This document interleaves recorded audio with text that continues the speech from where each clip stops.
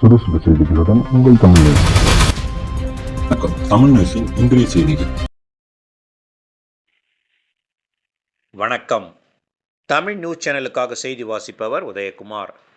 திருத்தணியில் கனமழை, பொதுமக்கள் கடும் பாதிப்பு, இயல்பு வாழ்க்கை முடங்கியது. இனி விரிவான செய்தி. வங்கக்கடலில் உருவாகியுள்ள காற்றழுத்த தாழ்வு மண்டலம் காரணமாக சென்னை மற்றும் திருவள்ளூர் மாவட்டங்களில் நேற்று நள்ளிரவு முதற்கொண்டு மழை பெய்து வருகிறது. திருத்தணியிலும் நள்ளிரவு முதலே விட்டுவிட்டு மழை பெய்து வந்த நிலையில் இன்று காலை முதல் திருத்தணியில் அவ்வப்போது லேசான மழை பெய்து வந்த சூழ்நிலையில் மதியம் 12 மணி அளவில் இருந்து திருத்தணி நகரில் கிட்டத்தட்ட 3 மணி நேரம் கனமழை கொட்டி தீர்த்தது. இதன் காரணமாக திருத்தணி நகர சாலை முழுவதும் மழைநீர் புகுந்து மழைநீரால் சாலையில் பொதுமக்கள் செல்ல முடியாதபடிக்கு நீரால் மூழ்கியது. மேலும் வங்கிகள், உணவகங்கள் உள்ள பகுதிகளிலும் பலத்த மழை பெய்த காரணத்தினால் பொதுமக்கள் வெளியில் செல்ல முடியாமல் அங்கேயே பல மணி நேரம் காத்து கிடந்தனர்.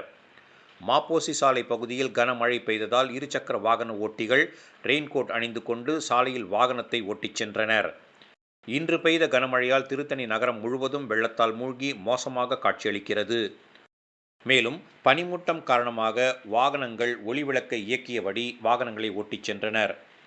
இதன் காரணமாக திருத்தணியில் பொதுமக்களின் இயல்பு வாழ்க்கை பெரிதும் பாதிக்கப்பட்டது.